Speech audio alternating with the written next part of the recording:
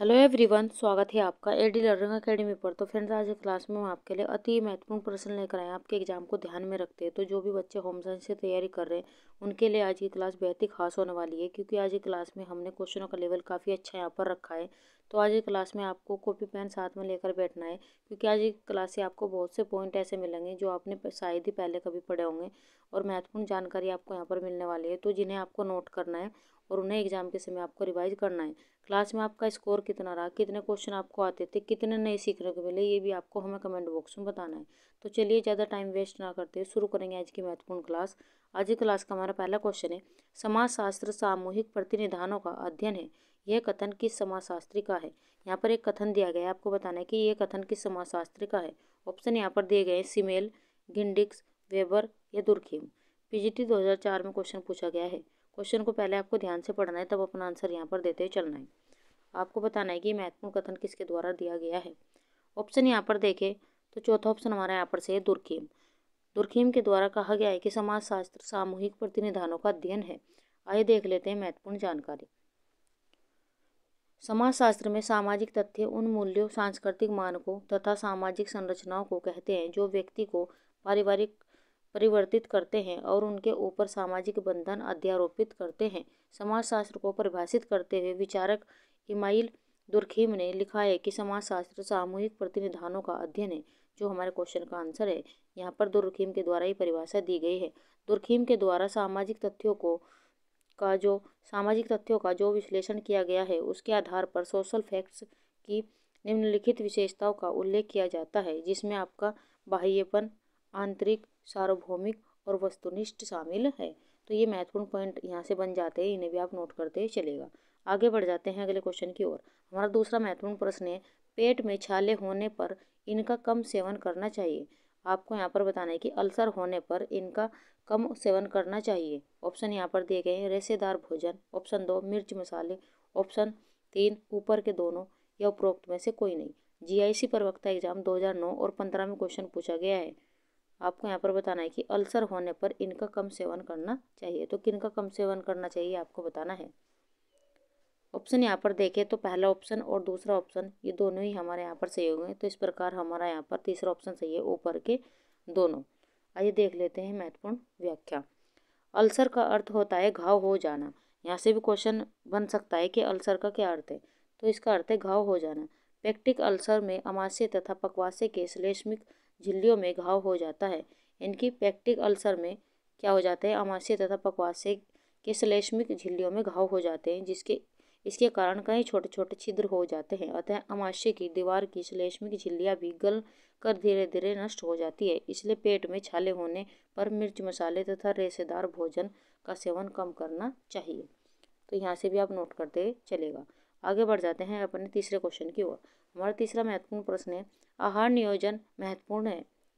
इनके आहार नियोजन महत्वपूर्ण है। ऑप्शन यहाँ पर दिए गए, आहार के पोषणात्मक पर्याप्तता के लिए, ऑप्शन 2 समय के उपयोग के लिए, ऑप्शन 3 ऊर्जा बचाने के लिए, ऑप्शन 4 बजट नियोजन के लिए। टीजीटी 2013 में क्वेश्चन पूछा गया है। आपको यहाँ पर बताना है कि आहार नियोजन महत्वपूर्ण है। तो किस में महत्वपूर्ण है आपको बताना है। ऑप्शन यहाँ पर देखें तो पहला ही ऑप्शन हमारा यहाँ पर सही है, आहार नियोजन आहार के पोषणात्मक पर्याप्तता के लिए महत्वपूर्ण है। तो पहला ऑप्शन हमारा यहाँ पर सही है। आगे बढ़ जाते हैं अगले क्वेश्चन की ओर। क्वेश्चन नंबर 4, कपड़े धोने का सोडा पानी को, ऑप्शन यहाँ पर दिए गए हैं, स्वादिष्ट बनाता है, ऑप्शन 2 कठोर बनाता है, ऑप्शन 3 मृदु बनाता है, ऑप्शन 4 गंधहीन बनाता है। आपको बताना है कि कपड़े धोने का सोडा पानी को क्या बनाता है। ऑप्शन यहाँ पर देखें तो कपड़े धोने का सोडा पानी को मृदु बनाता है। तो ऑप्शन तीसरा हमारा यहाँ पर सही है। आगे बढ़ जाते हैं अगले क्वेश्चन की ओर। हमारा पांचवा महत्वपूर्ण प्रश्न है, टर्सल प्रयास है। ऑप्शन यहाँ पर दिए गए हैं, झुकाव, बैठना, रोकना, ऑप्शन 3 टांग पैर की गति, या ऑप्शन यहाँ पर 4 दिया गया है, उठाना या खींचना। आपको बताना है कि टर्सल प्रयास क्या है। यूपी टीजीटी 2021 में क्वेश्चन पूछा गया है। अगर हम यहाँ पर टर्सल प्रयास की यहाँ पर बात करें तो पहले ऑप्शन हमारा यहाँ पर सही है, झुकाव और बैठना। ये हमारा ऑप्शन पहला यहाँ पर सही होगा।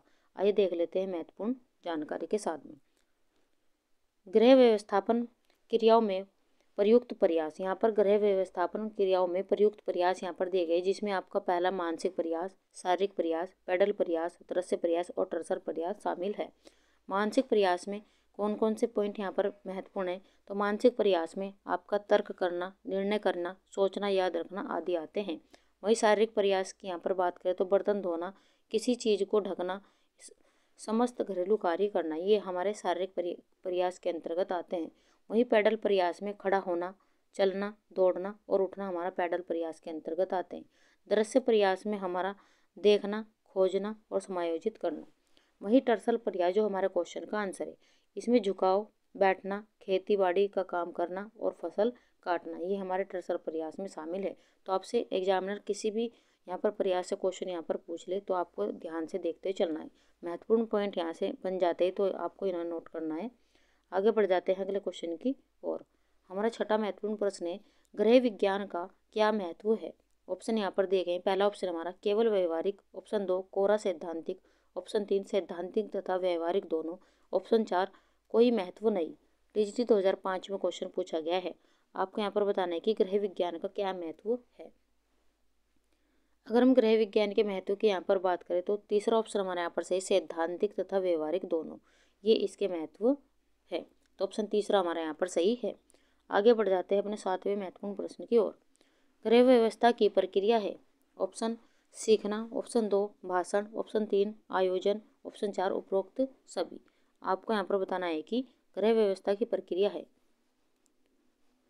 ऑप्शन यहाँ पर देखें तो तीसरा ऑप्शन हमारे यहाँ पर सही, आयोजन। गृह व्यवस्था की प्रक्रिया है आयोजन करना। तो ऑप्शन तीसरा हमारे यहाँ पर सही है। आगे बढ़ जाते हैं अपने 8वें क्वेश्चन की ओर। हमारा 8वां महत्वपूर्ण प्रश्न है, किसी निश्चित समय में परिवार में वस्तुओं और सेवाओं का प्रवाह है। ऑप्शन यहाँ पर देखे। पहला ऑप्शन हमारा मानसिक आय, ऑप्शन 2 वास्तविक आय, ऑप्शन 3 मौद्रिक आय, ऑप्शन 4 भौतिक आय। आपको यहाँ पर बताना है कि किसी निश्चित समय पर परिवार में वस्तुओं और सेवाओं का प्रवाह है तो क्या होगा, ये आपको बताना है। ऑप्शन यहाँ पर देखें तो दूसरा ऑप्शन हमारा यहाँ पर सही है, वास्तविक आय। किसी निश्चित समय में परिवार में वस्तुओं और सेवाओं का प्रवाह है अवास्तविक आय। तो दूसरा ऑप्शन हमारे यहाँ पर सही है। आइए देख लेते हैं महत्वपूर्ण व्याख्या के साथ में। वास्तविक आय, रियल इनकम। वास्तविक आय या मौद्रिक आय वस्तुओं और सेवा का ऐसा प्रवाह है जो कि मानवीय आवश्यकताओं के संतुष्टिकरण के लिए एक निश्चित समय के लिए उपलब्ध रहती है। वास्तविक आय 2 प्रकार की होती है। तो वास्तविक आय यहाँ से कितने प्रकार की होती है ये भी क्वेश्चन बन जाता है। तो 2 प्रकार की होती है, जिसमें आपका डायरेक्ट इनकम और इनडायरेक्ट इनकम। अगर हम प्रत्यक्ष आय की बात करें तो प्रत्यक्ष आय में उन वस्तुओं और सेवाओं को सम्मिलित किया जाता है जो कि पारिवारिक सदस्यों को बिना धन के उपयोग से प्राप्त होती है, जैसे घर में उत्पादित वस्तुएं। ये क्वेश्चन एग्जाम में पूछा गया है। अगर हम यहाँ पर अप्रत्यक्ष आय की यहाँ पर बात करें, अप्रत्यक्ष आय के अंतर्गत वस्तुएं एवं सेवाएं आती है जो कि परिवार को किसी वस्तु के बदले में ही, साधारण मुद्रा के बदले में ही प्राप्त होती है, जैसे मुद्रा द्वारा और वस्तु विनिमय द्वारा। यहाँ से क्वेश्चन यहाँ पर पूछा गया है तो आप इसे भी नोट करते हुए चलेगा। आगे बढ़ जाते हैं अगले क्वेश्चन की ओर। हमारा 9वां महत्वपूर्ण प्रश्न है, एंजेल के नियम के अनुसार जैसे जैसे परिवार की आय बढ़ती है भोजन पर खर्च होने वाली प्रतिशत आय। आपको बताने की क्या होता है, बढ़ती है, घटती है, यथावत रहती है या कुछ कहा नहीं जा सकता। आपको यहाँ पर बताना है कि एंजेल के नियम के अनुसार जैसे जैसे परिवार की आय बढ़ती है तो भोजन पर खर्च का प्रतिशत क्या होता है, घटता है, बढ़ता है, या वैसा का वैसा ही रहता है या कुछ कहा नहीं जा सकता। आरपीएससी स्कूल लेक्चरर 2013 में क्वेश्चन पूछा गया है और महत्वपूर्ण प्रश्न आप यहाँ पर लगाते हुए चलेगा। ऑप्शन यहाँ पर देखें तो दूसरा ऑप्शन हमारा यहाँ पर सही होगा। तो एंजेल के नियम के अनुसार जैसे जैसे परिवार की आय बढ़ती है भोजन पर खर्च होने वाले प्रतिशत की आय घटती है। तो ऑप्शन हमारा दूसरा यहाँ पर सही होगा। आइए देख लेते हैं महत्वपूर्ण व्याख्या के साथ में। तो आप यहाँ पर देख सकते हैं डॉक्टर एंजल के अनुसार। तो डॉक्टर एंजल जर्मन देश की सांख्यिकी ब्यूरो के अध्यक्ष थे। तो यहाँ से क्वेश्चन बन जाता है। तो डॉक्टर एंजल जर्मन देश की सांख्यिकी ब्यूरो के क्या है, अध्यक्ष थे। उन्होंने कई परिवारों के बजट का विश्लेषण किया और उन पर नवीन अनुसंधान किए। उन्होंने विभिन्न परिवारों को 3 वर्गों में विभाजित किया है। यहाँ से क्वेश्चन एग्जाम में पूछा गया है। तो इनके द्वारा 3 वर्गों में विभाजित किया गया है परिवारों को, जिसमें आपका अमीर, मध्यम और गरीब इन्होंने शामिल किए हैं। वे कीमतों को भोजन, वस्त्र, मकान, ईंधन व प्रकाश, शिक्षा, स्वास्थ्य, मनोरंजन व अन्य व्यय में बांटा है। जैसे यहाँ पर आय बढ़ती है, भोजन पर प्रतिशत व्यय घटता है, जो हमारे क्वेश्चन का आंसर है, और आय घटने पर बढ़ जाता है। वहीं आय के कम होने पर विलासी वस्तुओं पर प्रतिशत व्यय कम होता जाता है तथा व्यय के बढ़ने पर उस पर प्रतिशत व्यय बढ़ता है। वहीं यहाँ पर तीसरा पॉइंट दिया गया है, आय जितनी भी होगी मकान के किराए, ईंधन तथा प्रकाश पर प्रतिशत व्यय समान रहता है और वस्त्रों पर भी प्रतिशत व्यय के आय के सभी स्तरों पर एक समान रहता है। यहाँ पर व्यय के मध्य और निम्न वर्ग यहाँ पर दिए गए हैं, जिनमें आपका भोजन का यहाँ पर बात करें तो भोजन में निम्न वर्ग यहाँ पर दिया गया है, मध्यम वर्ग दिया गया है और धनिक वर्ग दिया गया है। भोजन की अगर हम यहाँ पर बात करें तो निम्न वर्ग खर्च करता है यहाँ पर 60%, वहीं मध्यम वर्ग 55%, वहीं धनिक वर्ग यहाँ पर 50%। वस्त्र की यहाँ पर बात करें तो निम्न वर्ग 18%, मध्यम वर्ग भी 18% और धनिक वर्ग भी 18%। मकान की यहाँ पर बात करें तो 12%, 12%, 12%।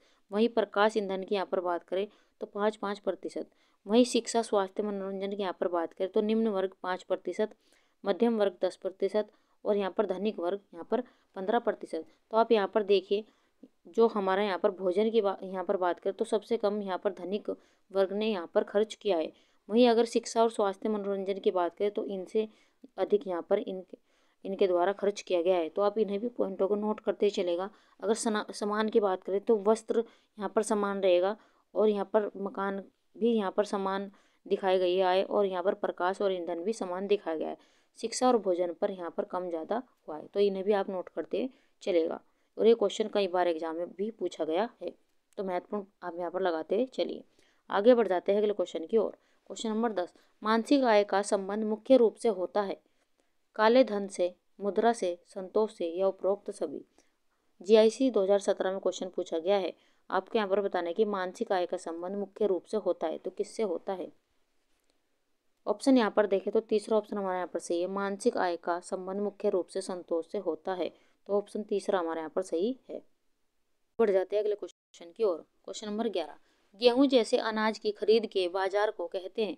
ऑप्शन यहाँ पर पहला दिया गया है, ट्रेडमार्क द्वारा बिक्री का बाजार। ऑप्शन 2, ग्रेड द्वारा बिक्री का बाजार। ऑप्शन 3, नमूने द्वारा बिक्री का बाजार। ऑप्शन 4, उपरोक्त सभी। PGT 2004 में क्वेश्चन पूछा गया है। आपको यहाँ पर बताना है कि गेहूं जैसे अनाज की खरीद के बाजार को कहते हैं, तो क्या कहते हैं ये आपको बताना है। ऑप्शन यहाँ पर देखें तो पहला ऑप्शन भी ट्रेडमार्क द्वारा बिक्री का बाजार ये भी कहते हैं, ग्रेड द्वारा बिक्री का बाजार ये भी कहते हैं और नमूने द्वारा बिक्री का बाजार ये भी कहते हैं। तो इस प्रकार चौथा ऑप्शन हमारा यहाँ पर सही होगा, उपरोक्त सभी।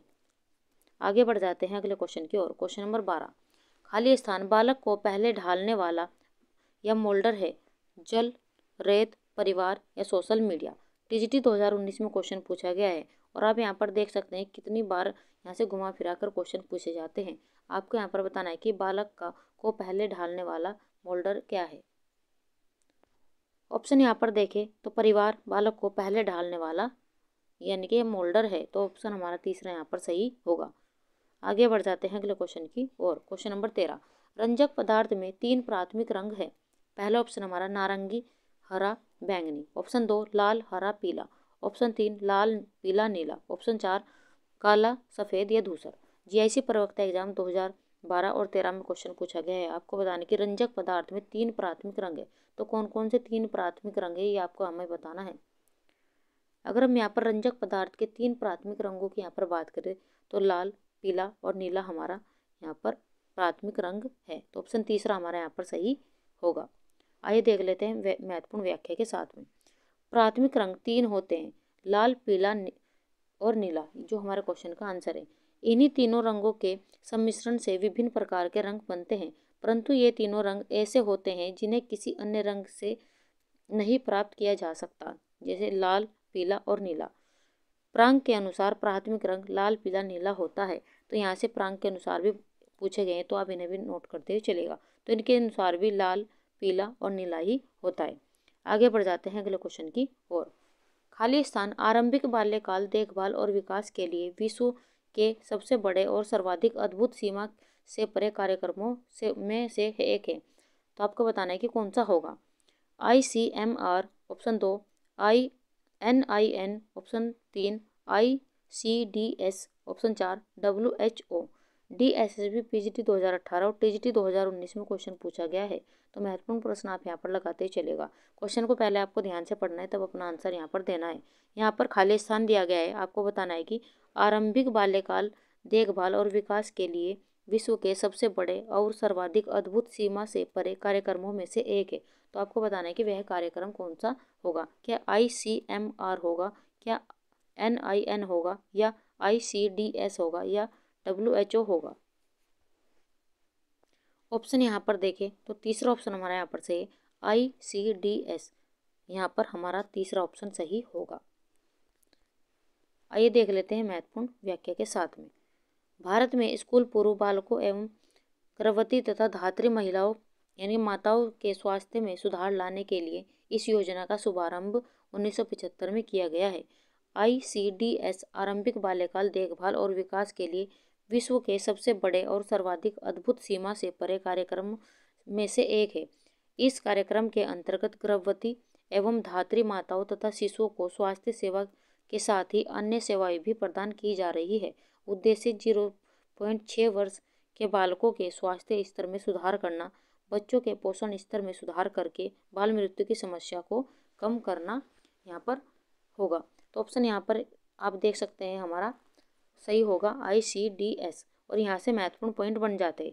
इसका शुभारंभ किया गया था 1975 ईस्वी में। तो ये भी क्वेश्चन आपसे पूछा जा सकता है, तो इसे भी आप नोट करते ही चलेगा। आगे बढ़ जाते हैं अपने अगले क्वेश्चन की ओर। फ्रेंड्स, हमारी वीडियो हमारा कंटेंट अगर आपको अच्छा लग रहा हो तो लाइक सब्सक्राइब करना ना भूलें और वीडियो को ज़्यादा से ज़्यादा शेयर कीजिए अपने भाई बहन अपने फ्रेंड्स में। और जो भी बच्चे यहाँ पर क्लास में पहली बार आए हैं तो चैनल को सब्सक्राइब करिए और बेल आइकन भी दबा लीजिए, ताकि समय पर उन्हें वीडियोज़ के नोटिफिकेशन यहाँ पर मिलते रहे। और हमारा मेन उद्देश्य क्लास लाने का यही है कि आपका कम समय में ज़्यादा से ज़्यादा यहाँ पर रिवाइज हो सके, ज़्यादा से ज़्यादा क्वेश्चन आप यहाँ पर कर पाएँ, और महत्वपूर्ण प्रश्नों में आपके लिए यहाँ पर ऐसे ही लाते रहेंगे। तो चलिए देख लेते हैं अपना 15वां क्वेश्चन। सूक्ष्म अणु जो शरीर में बहुत जल्दी अवशोषित होता है, आपको बताना है कि वह कौन सा है। सेलुलोज, पॉलीसेकेराइड, या हेमीसेल्युलोज, या मोनोसेकेराइड। UPLT 2018 में क्वेश्चन पूछा गया है। आपको यहाँ पर बताना है कि सूक्ष्म अणु जो शरीर में बहुत जल्दी अवशोषित होता है, आपको बताना है कि कौन सा होगा। ऑप्शन यहाँ पर देखें तो चौथा ऑप्शन हमारा यहाँ पर सही है। सूक्ष्म अणु जो शरीर में बहुत जल्दी अवशोषित होता है वह है मोनोसेकेराइड। तो ऑप्शन हमारा यहाँ पर चौथा सही है। आइए देख लेते हैं अगले क्वेश्चन को। हमारा 16वां क्वेश्चन है, कार्बोहाइड्रेट्स के अत्यधिक सेवन का परिणाम क्या होता है। ऑप्शन यहाँ पर दिए गए। पहला ऑप्शन है हमारा एनीमिया, ऑप्शन 2 रिकेट्स, ऑप्शन 3 मोटापा, ऑप्शन 4 कुष्ठ रोग। TGT झारखंड 2017 में क्वेश्चन पूछा गया है। आपको यहाँ पर बताना है कि कार्बोहाइड्रेट्स के अत्यधिक सेवन का परिणाम क्या होता है। तो आपको बताने की क्या होता है। अगर हम यहाँ पर बात करें तो कार्बोहाइड्रेट्स के अत्यधिक सेवन का परिणाम होता है मोटापा। तो यहाँ पर मोटापा बढ़ जाता है। तो ऑप्शन तीसरा हमारे यहाँ पर सही है। आगे बढ़ जाते हैं अगले क्वेश्चन की ओर। हमारा क्वेश्चन नंबर 17, एक नवजात द्वारा आसानी से पाचित होने वाला मुख्य कार्बोहाइड्रेट है। ऑप्शन यहाँ पर पहला है fructose, option 2 glucose, option 3 lactose, option 4 sucrose. PGT 2019 में क्वेश्चन पूछा गया है। आपको बताने की एक नवजात द्वारा आसानी से पाचित होने वाला मुख्य कार्बोहाइड्रेट्स है, आपको बताने कौन सा होगा। ऑप्शन यहाँ पर देखें तो नवजात शिशु द्वारा आसानी से पाचित होने वाला मुख्य कार्बोहाइड्रेट्स है लैक्टोज। हमारा ऑप्शन तीसरा यहाँ पर सही है। आगे बढ़ जाते हैं अगले क्वेश्चन की ओर। क्वेश्चन नंबर 18, निम्नलिखित में से किसका प्रतिशत दूध में अधिक होता है। प्रोटीन, वसा, कार्बोहाइड्रेट्स, या खनिज। TGT 2005 में क्वेश्चन पूछा गया है। आपको बताना है कि निम्नलिखित में से किसका प्रतिशत दूध में अधिक होता है, ये आपको बताना है। ऑप्शन यहाँ पर देखें, अगर हम यहाँ पर बात करें दूध में अधिक प्रतिशत की, तो यहाँ पर कार्बोहाइड्रेट्स का प्रतिशत अधिक होता है ऑप्शन के अनुसार। हमारा यहाँ पर तीसरा ऑप्शन सही होगा। आइए देख लेते हैं महत्वपूर्ण व्याख्या। मानव स्वास्थ्य के लिए वही भोजन लाभदायक है जिसमें कार्बोहाइड्रेट्स, प्रोटीन, वसा, खनिज लवण एवं विटामिन उच्च मात्रा में उपलब्ध हो। यहाँ पर परिच्छेद में यहाँ पर दूध पूर्ण आहार है। यहाँ पर दूध, ये भी क्वेश्चन पूछा गया है कि संपूर्ण आहार किसे माना गया है। तो दूध को यहाँ पर पूर्ण आहार माना जाता है, यहाँ से क्वेश्चन पूछा गया है। तो यहाँ पर कार्बोज की यहाँ पर प्रतिशत की बात करें तो 4.6 से 4.9% होता है। वहीं वसा 3.0 से यहाँ पर 3.7 होता है। प्रोटीन यहाँ पर बात करें तो यहाँ पर 3.2 से 3.5% होता है। जल की यहाँ पर बात करें 87.0% होता है, जो हमारे यहाँ पर आप देख सकते हैं दूध में जिसका यहाँ पर सर्वाधिक यहाँ पर प्रतिशत है वो जल का होता है, लेकिन ऑप्शन में हमारा वहाँ पर जल नहीं दिया गया। इसी अनुसार हमारा यहाँ पर SNF 8.5% होता है, जो हमारे क्वेश्चन का यहाँ पर आंसर है। तो आप यहाँ पर देख सकते हैं कार्बोहाइड्रेट्स ऑप्शन के अनुसार हमारा यहाँ पर प्रतिशत ज़्यादा होगा। आगे बढ़ जाते हैं अगले क्वेश्चन की ओर। क्वेश्चन नंबर 19, प्रोटीन की कमी से बच्चों में यह रोग दिखाई देता है। मेरास्मस, स्कर्वी, क्वार्सियोरकर या ब्रतोंदी। यहाँ पर आपको बताना है कि प्रोटीन की कमी से बच्चों में यह रोग दिखाई देता है। तो कौन सा रोग दिखाई देता है प्रोटीन की कमी से बच्चों में, यह आपको हमें बताना है। ऑप्शन यहाँ पर देखें तो तीसरा ऑप्शन हमारा यहाँ पर सही है, क्वार्सियोरकर रोग बच्चों में प्रोटीन की कमी के कारण हो जाता है।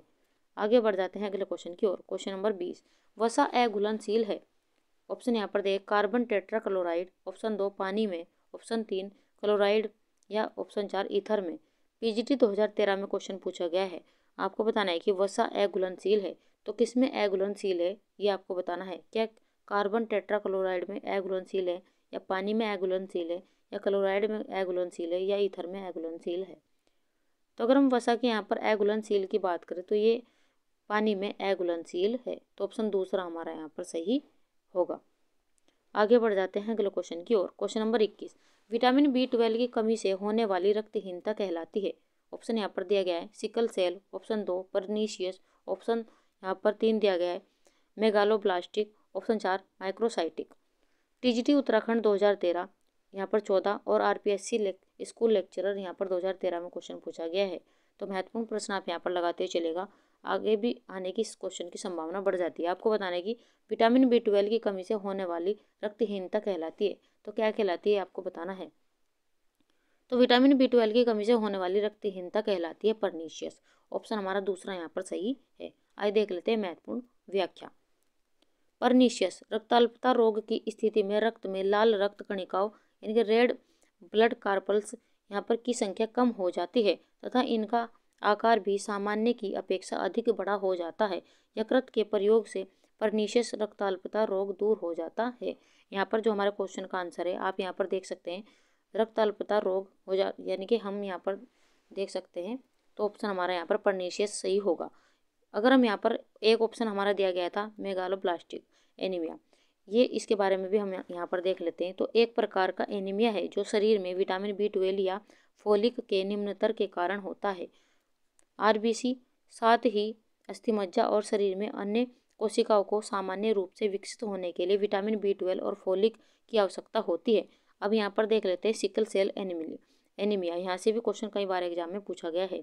तो असामान्य हीमोग्लोबिन के कारण होने वाली रक्त की एक आनुवांशिक विकार है। तो आनुवांशिक विकार क्या है, सिकल सेल एनीमिया, जो हीमोग्लोबिन के कारण होने वाली रक्त की एक आनुवांशिक विकार है। तो यहाँ से क्वेश्चन बन जाता है और कई बार एग्जाम में पूछा गया है। असामान्य हीमोग्लोबिन के कारण लाल रक्त कोशिकाएं सिकल के आकार की हो जाती है। यह उनकी ऑक्सीजन ले जाने की क्षमता और रक्त प्रवाह की मात्रा को कम करता है।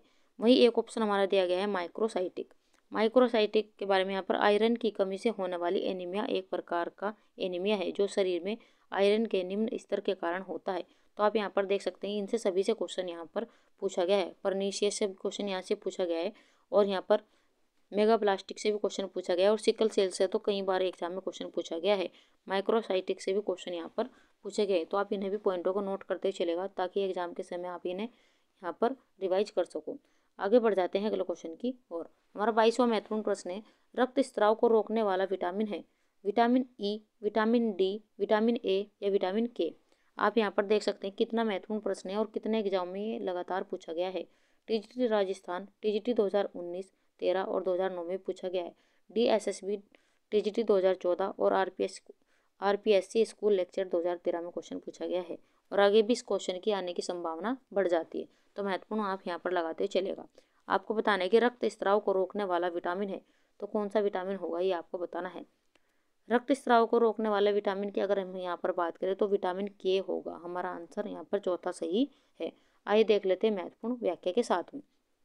विटामिन K की खोज का श्रेय डेम तथा सकान हेडर को जाता है। यहाँ से भी अगर क्वेश्चन आपसे पूछ ले तो ये भी आप यहाँ पर नोट करते चलेगा। इसका श्रेय डेम तथा स्कान हेडर को जाता है।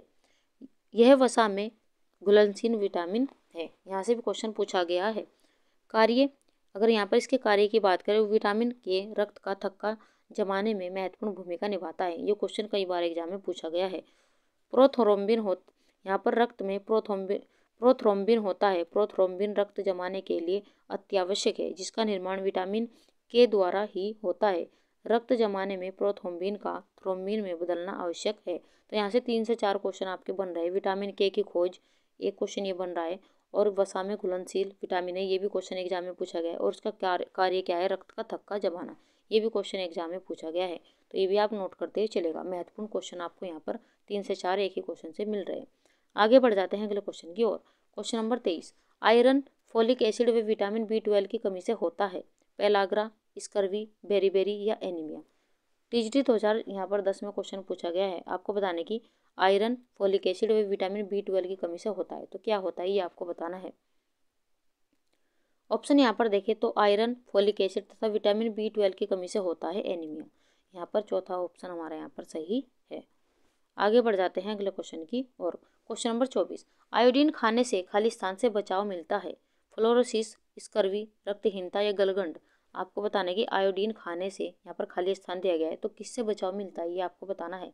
क्या ऑप्शन पहला हमारा होगा, दूसरा होगा, तीसरा होगा या चौथा ऑप्शन हमारा यहाँ पर होगा। तो आयोडीन खाने से गलगंड से बचाव मिलता है।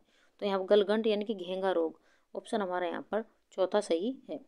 आगे बढ़ जाते हैं अगले क्वेश्चन की और। क्वेश्चन नंबर 25, अस्थि मृदुता खनिज की हीनता होती है।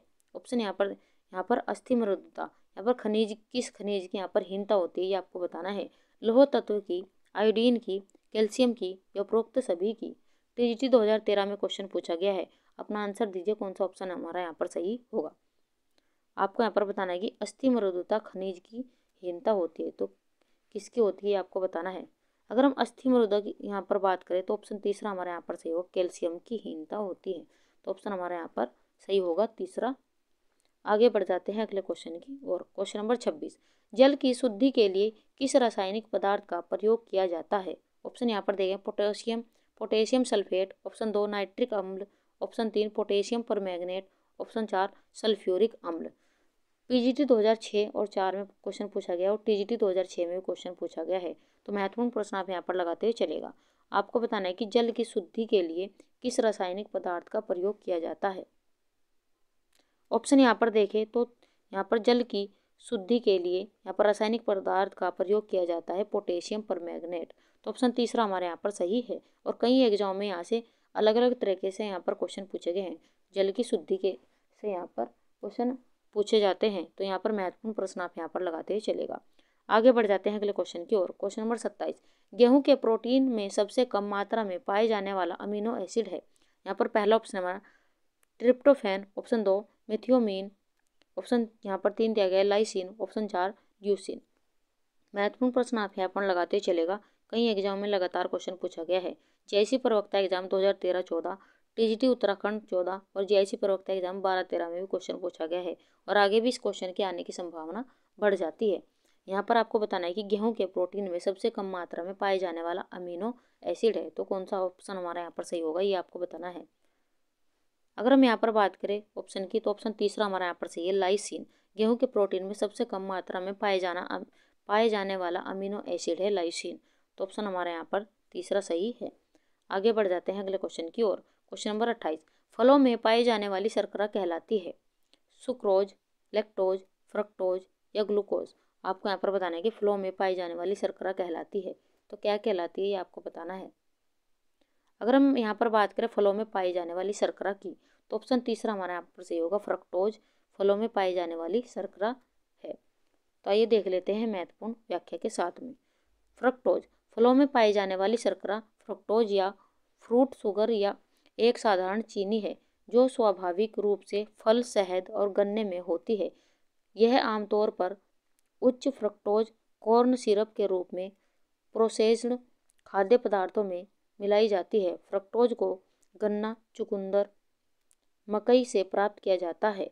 ग्लूकोज की यहाँ पर बात करें, ग्लूकोज भी एग्जाम में पूछी गई, तो ग्लूकोज सबसे सरल कार्बोहाइड्रेट्स है। ये क्वेश्चन यहाँ से एग्जाम में कई बार पूछा गया है कि सबसे सरल कार्बोहाइड्रेट कौन सा है, तो ग्लूकोज सबसे सरल कार्बोहाइड्रेट्स है। यह जल में घुलनशील होता है तथा इसका रासायनिक सूत्र भी यहाँ पर दिया गया है C6H12O6, ये सूत्र है इसका, ये एग्जाम में पूछा गया है। यह स्वाद में मीठा होता है, तो यहाँ से भी क्वेश्चन आपके 2 से 3 बन रहे हैं। वहीं सुक्रोज की बात करें तो गन्ने से बनी हुई चीनी है।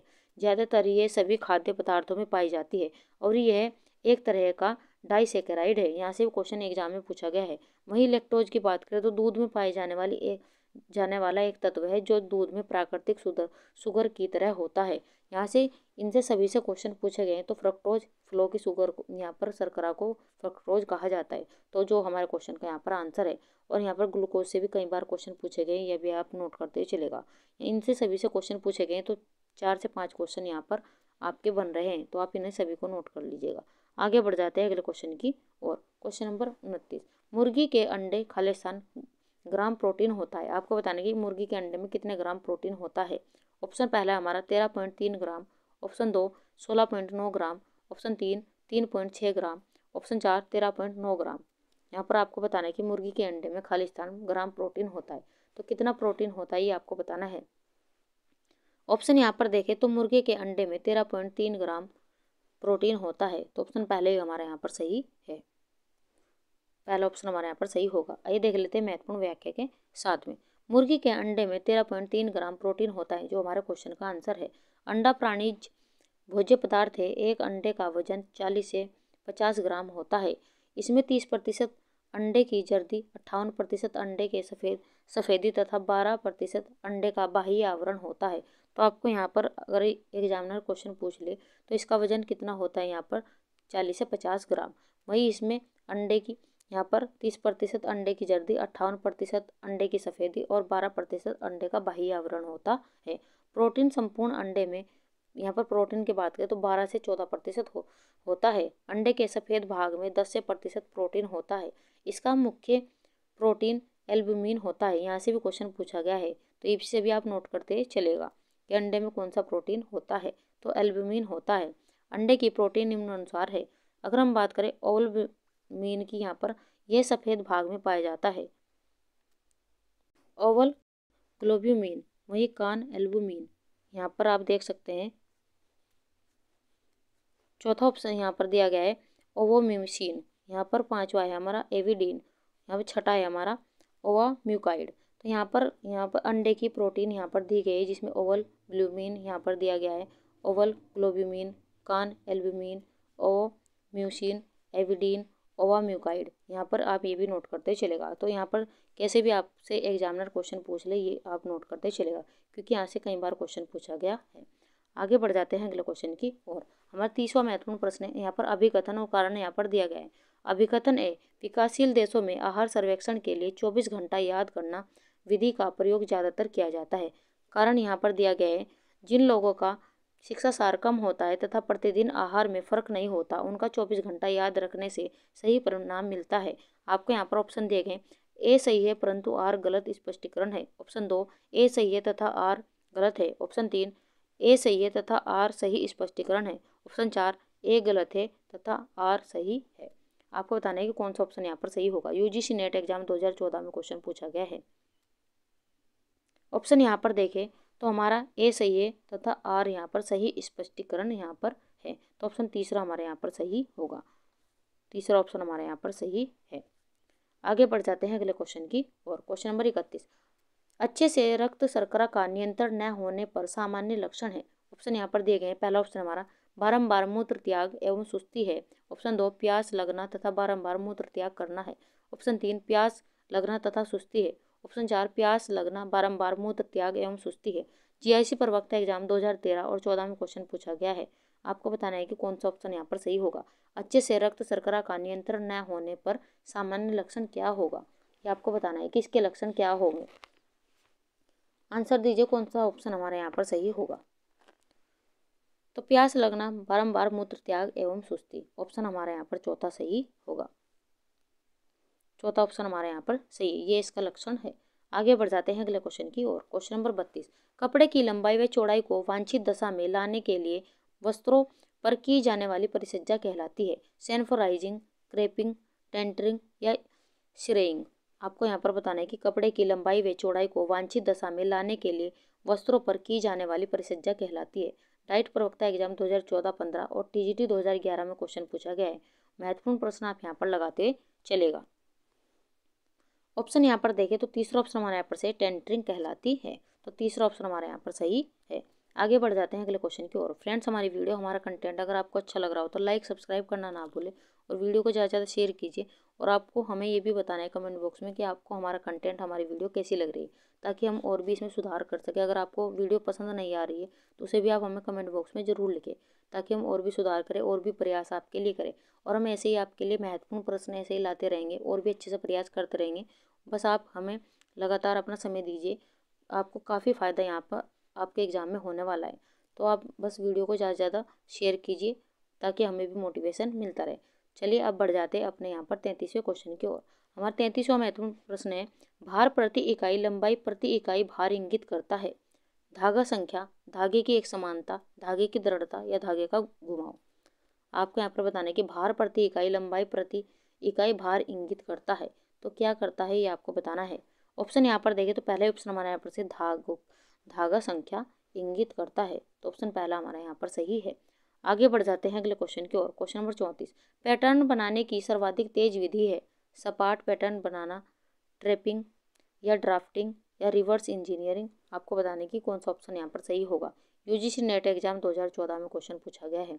आपको बताना है कि पैटर्न बनाने की सर्वाधिक तेज विधि क्या होगी। ऑप्शन यहाँ पर देखें तो पहले ऑप्शन हमारे यहाँ पर सही है, पैटर्न बनाने की सर्वाधिक तेज विधि सपाट पैटर्न बनाना होगा, तो ऑप्शन पहले हमारे यहाँ पर सही है। आइए देख लेते हैं महत्वपूर्ण व्याख्या के साथ में। पैटर्न बनाने की सर्वाधिक तेज विधि सपाट पैटर्न बनाना है, जो हमारे क्वेश्चन का आंसर है। पैटर्न से तात्पर्य कागज के उस टुकड़े से है जिसे सीधे कपड़े पर कपड़ा काटने और उससे वस्त्र सिलने से संबंधित सारी जानकारी दर्ज होती है। प्रत्येक पैटर्न के मुख्य भाग निम्नलिखित है, तो इसके प्रत्येक यहाँ पर पैटर्न के मुख्य भाग यहाँ पर दिए गए हैं, जिसमें पहले हमारा वस्त्र का अगला तथा पिछला भाग, ऑप्शन 2 कॉलर, ऑप्शन 3 कप यानी कि चौड़ी पट्टी कलाई, ऑप्शन 4 आस्तीन, ऑप्शन 5 जेब, ऑप्शन 6 कॉलर पट्टी और ऑप्शन 7 बटन पट्टी, ऑप्शन 8 यहाँ पर पैटर्न। तो ये इसके महत्वपूर्ण पैटर्न के यहाँ पर भाग दिए गए, इन्हें भी आप नोट करते ही चलेगा। तो यहाँ से 2-3 पॉइंट आपके बन रहे। आगे बढ़ जाते हैं अगले क्वेश्चन की और। क्वेश्चन नंबर 35, परिसज्जा का उद्देश्य है? ऑप्शन पहला है हमारा आकर्षक बनाना, ऑप्शन 2 आसानी से मिलना, ऑप्शन 3 आसानी से धोना, ऑप्शन 4 आसानी से सुखाना। टीजीटी 2011 में क्वेश्चन पूछा गया है।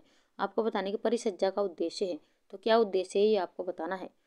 अगर हम यहाँ पर परिसज्जा के उद्देश्य की बात करें तो इसका उद्देश्य है आकर्षक बनाना, तो पहले ऑप्शन हमारे यहाँ पर सही है।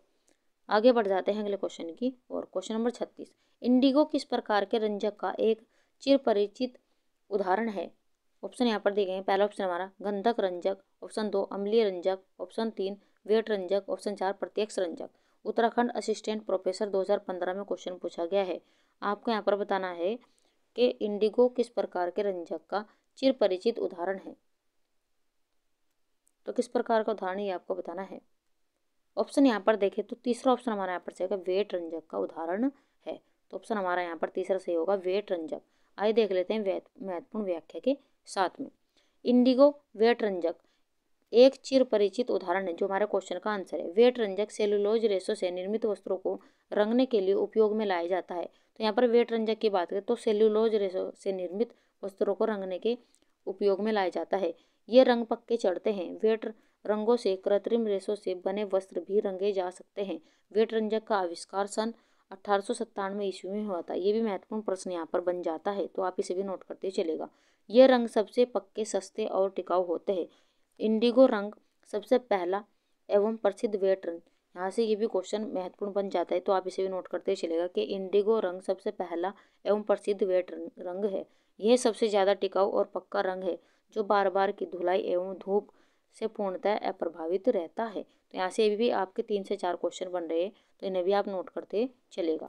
आगे बढ़ जाते हैं अपने अगले क्वेश्चन की और। क्वेश्चन नंबर 37, ताने और बाने के धागे रंगे जाते हैं? बांधनी में, पटोला में, 1 और 2 दोनों, या इनमें से कोई नहीं। आपको यहाँ पर बताना है कि ताने और बाने के धागे रंगे जाते, तो किस में रंगे जाते ये आपको बताना है। अगर हम यहाँ पर बात करें ताने और बाने के धागे के रंगों की यहाँ पर बात करें तो ऑप्शन ये रंगे जाते हैं पटोला में, तो ऑप्शन हमारा यहाँ पर पटोला सही होगा।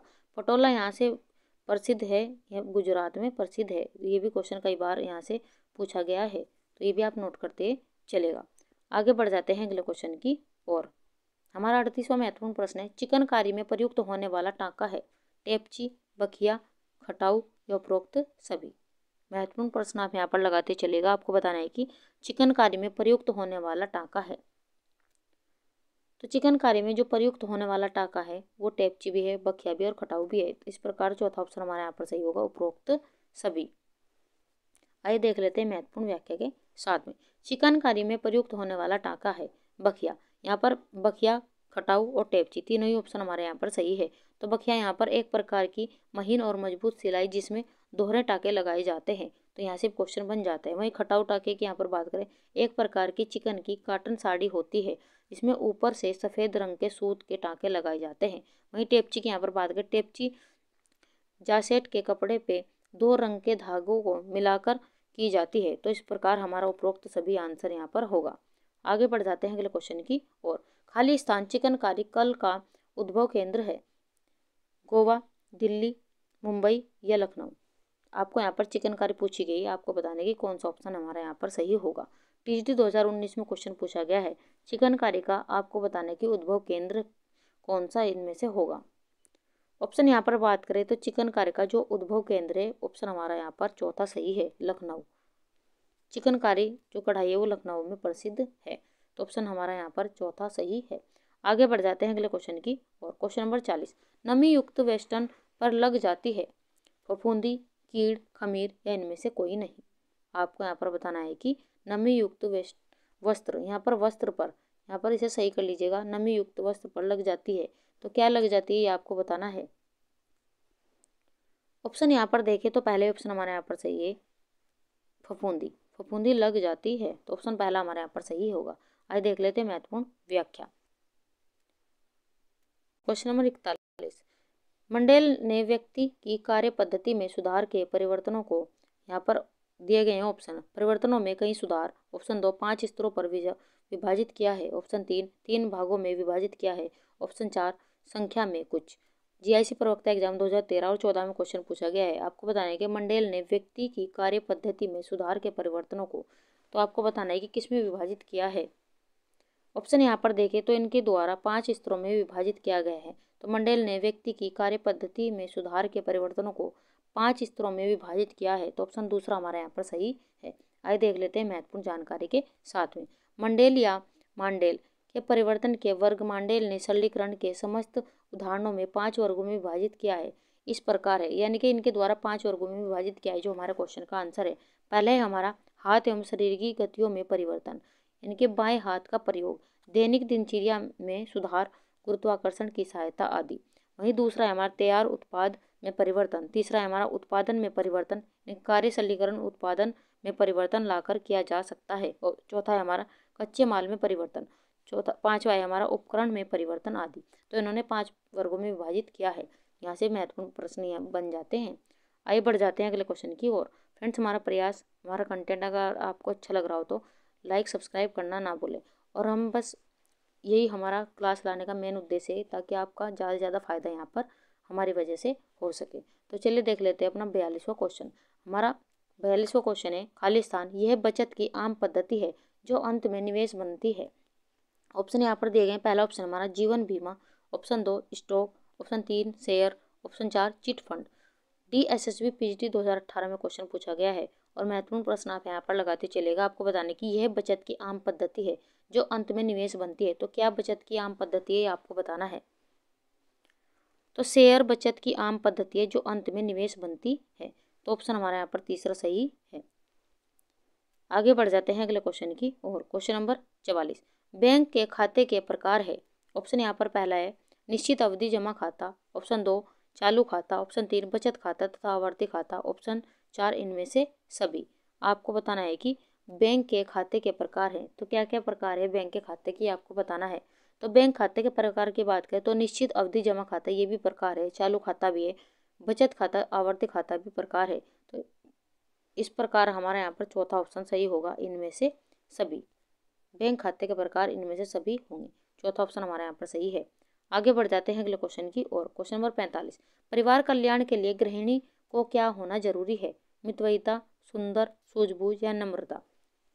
टीजीटी 2006 में क्वेश्चन पूछा गया है। आपको बताना है कि परिवार कल्याण के लिए गृहिणी को क्या होना जरूरी है। ऑप्शन यहाँ पर सही होगा सूझबूझ। परिवार कल्याण के लिए गृहिणी को सूझबूझ होना जरूरी है, तो ऑप्शन तीसरा हमारे यहाँ पर सही है। आगे बढ़ जाते हैं अगले क्वेश्चन की और। क्वेश्चन नंबर 46, अपगार स्कोर नापता है जन्म भार, हृदय गति, त्वचा का पीलापन या श्वास दर? डाइट प्रवक्ता एग्जाम 2014 और 15 में क्वेश्चन पूछा गया है। क्वेश्चन को पहले ध्यान से पढ़ना है, तब अपना आंसर आपको देते ही चलना है। आपको यहाँ पर पूछा गया कि अपगार स्कोर नापता है, तो किसका स्कोर नापता है ये आपको बताना है। तो अगर हम यहाँ पर बात करें अपगार स्कोर की, तो ये नापता है, पहले ऑप्शन हमारे यहाँ पर सही होगा, जन्म भार को। ऑप्शन पहला हमारे यहाँ पर सही है। आइए देख लेते हैं महत्वपूर्ण जानकारी के साथ में। अपगार स्कोर डॉक्टरों द्वारा जन्म के समय नवजात शिशु के स्वास्थ्य का आकलन करने के लिए उपयोग किया जाता है। शिशु के जन्म के तुरंत बाद 1 और 5 मिनट के अंदर अपगार टेस्ट किया जाता है। यहाँ से क्वेश्चन महत्वपूर्ण बन जाता है। ये 1 मिनट का स्कोर बताता है कि जन्म की प्रक्रिया के बाद शिशु कितना स्वस्थ है। वही 5 मिनट के स्कोर से डॉक्टर को पता चलता है कि गर्भ से बाहर आने के बाद शिशु कैसा है। तो ये भी आप नोट करते चलेगा, कई पॉइंट यहाँ से महत्वपूर्ण बन रहे हैं। आगे बढ़ जाते हैं अगले क्वेश्चन की और। क्वेश्चन नंबर 47, बाल मनोविज्ञान वह वैज्ञानिक अध्ययन है जो व्यक्ति के विकास का अध्ययन गर्भकाल के प्रारंभ से किशोरावस्था के प्रारंभिक अवस्था तक करता है। यह कथन किसने कहा है? यहाँ पर महत्वपूर्ण कथन दिया गया है, आपको बताने की ये कथन किसका है। H.J. आइजैक ने, जेम्स ड्रेवर ने, क्रो और क्रो ने, E.W. हॉरलॉग ने। टीजीटी 2010 और पीजीटी 2009 में क्वेश्चन पूछा गया है और महत्वपूर्ण प्रश्न लगाते ही चलेगा। ये परिभाषा आगे भी पूछी जा सकती है। यहाँ पर एक परिभाषा दी गई है, आपको बताने की किसके द्वारा दी गई है। ऑप्शन यहाँ पर देखें तो तीसरा ऑप्शन हमारे यहाँ पर से क्रो और करो के द्वारा, इनके द्वारा कहा गया है कि बाल मनोविज्ञान वह वैज्ञानिक अध्ययन है जो व्यक्ति के विकास का अध्ययन गर्भकाल के प्रारंभ से किशोरावस्था के प्रारंभिक अवस्था तक करता है। तो ये कथन कहा गया है क्रो के द्वारा। आगे बढ़ जाते हैं अगले क्वेश्चन की ओर। क्वेश्चन नंबर 48, सीखना खालिस्तान पर निर्भर करता है, परिपक्वता पर या क्रिया पर या भाषा पर या सामाजिक विकास पर? आपको यहाँ पर बताना है कि सीखना किस पर निर्भर करता है। सीखना की अगर हम यहाँ पर बात करें तो पहला ऑप्शन हमारे यहाँ पर सही होगा, सीखना परिपक्वता पर निर्भर करता है। तो पहला ऑप्शन हमारे यहाँ पर सही है। आगे बढ़ जाते हैं अगले क्वेश्चन की ओर। जन्म से 8 से 12 मास के बच्चे के विकास की अवधि को कहते हैं टाडलर, शिशु, टीन आयु या पीयर? यूजीसी नेट एग्जाम 2013 में क्वेश्चन पूछा गया है। आपको यहाँ पर बताना है कि जन्म से यानी कि 8 से 12 माह के बच्चे के विकास की अवधि को क्या कहते हैं। ऑप्शन यहाँ पर देखें तो दूसरा ऑप्शन हमारे यहाँ पर सही है, शिशु कहते हैं, यानी कि 8 से 12 मास के बच्चे को शिशु कहते हैं। तो दूसरा ऑप्शन हमारे यहाँ पर सही है। आइए देख लेते हैं महत्वपूर्ण व्याख्या के साथ में। जन्म से 8 से 12 मास के बच्चे का विकास अवधि को शिशुअवस्था कहते हैं, जो हमारे क्वेश्चन का आंसर है। नवजात काल में आरंभ होकर बालक को पूर्ण निर्भरता से आत्मनिर्भरता की ओर ले जाने वाली यह अवस्था बालक के जीवन चक्र में महत्वपूर्ण स्थान रखती है। यह अवस्था भावी विकास की बुनियाद रखने वाली अवस्था है। परिवर्तनों के दृष्टिकोण से यह अत्यंत तीव्र अवस्था है। ये भी क्वेश्चन यहाँ से पूछा गया है। इसी अवस्था में बालक चलना, ठोस आहार खाना, बोलना आदि सीखता है। मलमूत्र विसर्जन पर नियंत्रण, संवेगों से परिचय, प्रयत्नों का निर्धारण तथा सामाजिक क्षेत्रों में पदार्पण इसी अवस्था की प्रमुख विशेषता है। यहाँ से 3 से 4 क्वेश्चन एग्जाम में भी पूछे गए, तो आप इन्हें भी नोट करते ही चलेगा। आगे बढ़ जाते हैं अपने अंतिम क्वेश्चन की ओर। फ्रेंड्स, हमारी क्लास का आज का अंतिम क्वेश्चन है, जिन स्कूलों में सामान्य बच्चों के साथ विकासात्मक चुनौतियों वाले बच्चों का दाखिला लिया जाता है उन्हें खालिस्तान कहा जाता है। विशेष स्कूल, संपूर्ण स्कूल, पूर्व प्राथमिक स्कूल या संसाधन स्कूल? असिस्टेंट प्रोफेसर प्रवक्ता एग्जाम 2014 और 15 में क्वेश्चन पूछा गया है और महत्वपूर्ण प्रश्न आप यहाँ पर लगाते हुए चलेगा। आपको बताना है कि जिन स्कूलों में सामान्य बच्चों के साथ विकासात्मक चुनौतियों वाले बच्चों का दाखिला लिया जाता है उन्हें कहा जाता है। तो उन्हें क्या कहा जाता है? ऑप्शन यहाँ पर देखें तो दूसरा ऑप्शन हमारे यहाँ पर सही है, उन्हें संपूर्ण स्कूल कहा जाता है। तो दूसरा ऑप्शन हमारे यहाँ पर सही होगा। तो चलिए फ्रेंड्स, ये थी आज की हमारी क्लास हमारा कंटेंट आपको कैसा लगा उसके बारे में आप हमें कमेंट बॉक्स में ज़रूर बताएं। आपका स्कोर कितना रहा, आपको कितने क्वेश्चन आते थे, कितने नए नए सीखने को मिले, ये भी आपको हमें कमेंट बॉक्स में बताना है। और वीडियो को लाइक सब्सक्राइब करना ना भूलें। तो चलिए मिलते हैं ऐसे ही क्वेश्चनों के साथ में नेक्स्ट वीडियो में। तब तक के लिए आप खुश रहिए, अपने माता पिता का सम्मान कीजिए। वीडियो देखने के लिए थैंक यू।